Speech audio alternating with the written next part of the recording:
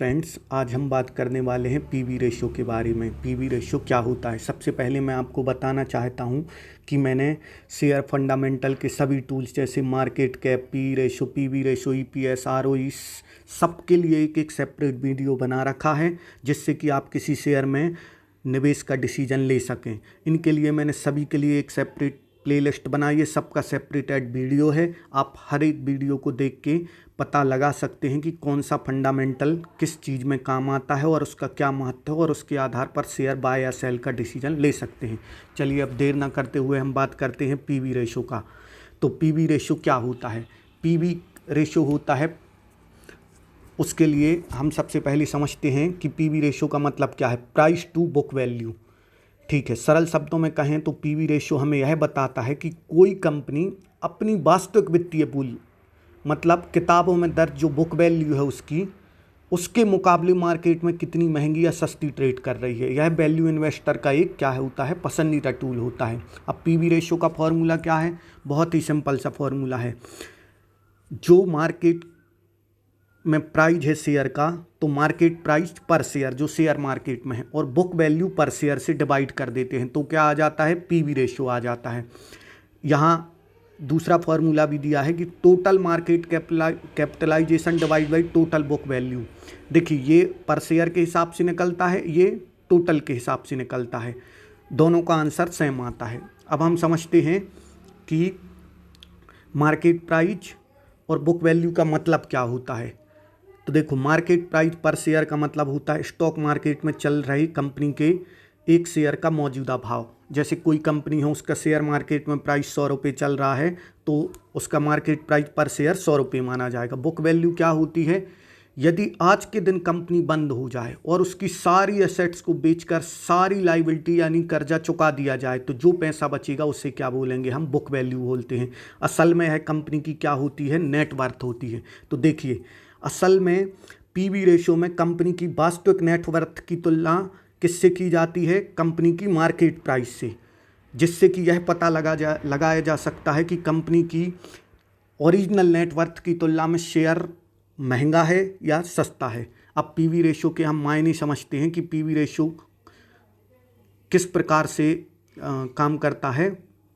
देखिए, हम सबसे पहली बात करते हैं पीवी रेशो अगर 1 से कम है तो क्या होगा, और अगर 1 से 3 के बीच में है तो क्या होगा, और 3 से अधिक है तो क्या होगा। देखिए, अगर पीवी रेशो 1 से कम है मतलब अंडर वैल्यूड है। जैसे इसको समझ सकते हैं अपन कि मान लीजिए किसी कंपनी का शेयर प्राइस है 100 रुपये और उसकी नेट वर्थ कितनी है, मान लीजिए 50 रुपये बुक वैल्यू पर शेयर, तो कितना आ जाएगा? पीवी रेशो 2 आ जाएगा। तो यहाँ हम समझते हैं कि अगर पीवी रेशो 1 से कम है तो इसका मतलब क्या हुआ कि शेयर अंडर वैल्यूड है। शेयर अपनी बुक वैल्यू से कम दाम पर मिल रहा है, या तो कंपनी संकट में है या मार्केट उसे क्या कर रहा है? नज़रअंदाज कर रहा है, मतलब वैल्यू अपॉर्चुनिटी है। और अगर पीवी रेशो 1 से 3 के बीच में है मतलब फेयरली वैल्यूड है, इसे एक सुरक्षित और सामान्य वैल्यूएशन माना जाता है, विशेषकर बैंकिंग और मैन्युफैक्चरिंग सेक्टर में। अब पीवी रेशो अगर 3 या 3 से अधिक है तो शेयर क्या है? ओवर वैल्यूड है। निवेशक कंपनी की असेट्स के मुकाबले, जो कंपनी की संपत्ति है उसके मुकाबले बहुत ज़्यादा प्रीमियम देकर शेयर को खरीद रहे हैं। यहाँ पर या तो हाई ग्रोथ है या आईटी कंपनियों में ऐसा नॉर्मली होता है। अब हम पीवी रेशो को एक एग्जाम्पल से समझते हैं। मान लेते हैं एबीसी लिमिटेड एक कंपनी है, उसका शेयर मार्केट प्राइस क्या है? 150 है, और कंपनी की बुक वैल्यू पर शेयर क्या है? 100 रुपये है। तो यहाँ पीवी रेशो क्या आया? 1.5। इसका मतलब क्या हुआ कि आप कंपनी की 1 रुपये की वास्तविक संपत्ति खरीदने के लिए कितना रुपया दे रहे हैं? मार्केट में 1.5 रुपये दे रहे हैं। यह एक रीजनेबल वैल्यूएशन माना जाएगा। अब पीवी रेशो का इस्तेमाल कहाँ करना चाहिए, ये भी हम ध्यान से देखते हैं। देखिए, तो हम बात करते हैं हर रेशो की तरह पीवी रेशो कुछ खास सेक्टर के लिए बहुत ही कारगर सिद्ध होता है, बहुत ही काम का होता है। जैसे बैंकिंग और फाइनेंशियल सेक्टर के लिए बहुत ही इंपॉर्टेंट है। बैंकों के पास मुख्य रूप से कैसी एसेट्स होती है? लिक्विड एसेट्स, लोन बुक्स होती हैं, इसलिए इसका वैल्यूएशन पीवी करने के लिए पीवी रेशो सटीक टूल है। और कैपिटल इंसेंटिव इंडस्ट्री, जैसे steel company, cement, power manufacturing company, जहाँ मशीनरी भारी मात्रा में होती है, और ज़मीन, कारखाने आदि टेंजिबल एसेट्स होती है, तो इनमें भी पीवी रेशो अच्छा काम करता है। अब पीवी रेशो की कुछ लिमिटेशंस भी हैं, जहाँ पर पीवी रेशो सही काम नहीं करता है, तो पीवी रेशो की लिमिटेशंस देखते हैं हम।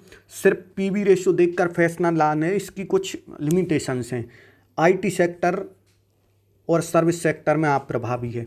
जैसे देखिए टीसीएस, इन्फोसिस जैसी भारी कंपनियों के पास ना तो भारी मशीनरी होती है, बल्कि उनका तो मुख्य असेट्स क्या है, उनका सॉफ्टवेयर और उनके कर्मचारी, मतलब इंटेंजिबल असेट्स। इसलिए इनका पीवी रेशो बहुत हाई हो सकता है, जो कि गलत संकेत देता है। सीधी सी बात है, इनकी संपत्ति, दिखने वाली संपत्ति मतलब टेंजिबल असेट्स इनकी कम होती है, तो इस सेक्टर में पीवी रेशो उतना प्रभावशाली नहीं होता है। और पुरानी बुक वैल्यू, कई बार कंपनी की बैलेंस शीट में दर्ज जो असेट्स होती हैं, ज़मीन वगैरह, उनकी कीमत बहुत पुरानी डली होती है, जबकि वर्तमान में तो जैसे ज़मीन है जो आपने आज ली, वो 10 साल बाद उसकी वैल्यू बहुत बढ़ चुकी होगी। तो अगर वो पुरानी बुक वैल्यू पर दी गई है, तो वास्तविक बुक वैल्यू और मार्केट वैल्यू में बड़ा अंतर आ जाएगा। अब हम देखते हैं इसके लिए टिप्स क्या है। किसी भी कंपनी का पीवी रेशो देखते समय हमेशा उनकी तुलना उसी इंडस्ट्री के दूसरी कंपनियों से करना चाहिए। जैसे आप मान लो बैंकिंग सेक्टर की कंपनियों की तुलना कर रहे हो, तो बैंकिंग ऐसे करो, जैसे एचडीएफसी बैंक या एक्सिस बैंक से कर सकते हैं, जिससे कि आप बेहतर तरीके से डिसीजन ले सकें।